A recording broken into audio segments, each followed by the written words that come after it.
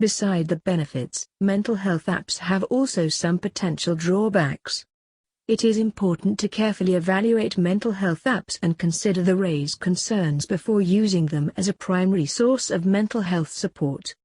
In this section, we will explore some of these concerns. Effectiveness. Because mental health apps are a relatively recent development, there is a lack of comprehensive studies demonstrating that they work and that they are an effective form of mental health care. Quite commonly, apps are designed without the involvement of mental health professionals. Consequently, these may not be backed by scientific research and may provide inaccurate or unhelpful information. While some mental health apps have been shown to be effective, many others have not been thoroughly tested or evaluated, and there is little data on their effectiveness. Additionally, mental health apps may not be appropriate for all individuals or conditions, and some individuals may require more intensive or personalized treatment than what a mental health app can provide. It is important for individuals to carefully research and evaluate the apps before using them, and to seek professional guidance if they have any concerns about their mental health. Guidance. At present, there are no standards across the industry to assist users in determining the effectiveness of a mental health app. Without proper guidance and oversight, users may not receive the appropriate care or treatment they need, which can be harmful to their mental health. So, it's important for users to carefully research and choose mental health apps that are reputable, evidence-based, and offer appropriate levels of guidance and support. Reliance on self-diagnosis.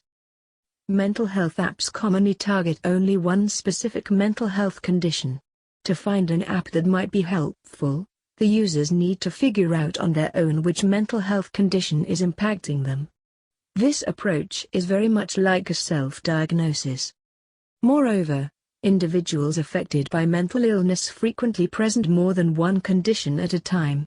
So, an app might target only one specific aspect of their condition, leaving other crucial areas of concern unaddressed. Privacy. Mental health apps deal with very sensitive personal information, so privacy concerns can arise if they collect or share personal information without the user's consent or if the app is not properly secured. The developers need to guarantee privacy for the users. However, some apps may not be secure, which can lead to privacy breaches and the potential for personal data to be compromised. Regulation.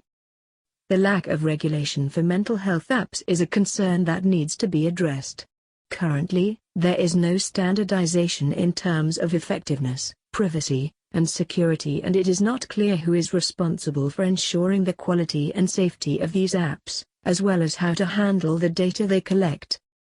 The issues of determining who should regulate mental health technology and the data it produces needs to be solved.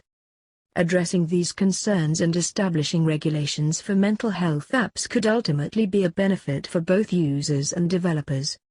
Overselling. With the surge of mental health apps, there is a risk of overselling or overpromising the effectiveness of these apps, which can mislead users and potentially cause harm. There is also some concern that if an app promises more than it delivers, consumers may turn away from other, more effective therapies. It is important for mental health apps to be transparent about their limitations and to have reliable evidence to back up their claims. Without appropriate regulation, overselling of mental health apps can be a significant concern. Lack of human connection. While mental health apps can offer convenience and accessibility, they may not provide the same level of emotional support as in-person therapy or other forms of mental health care.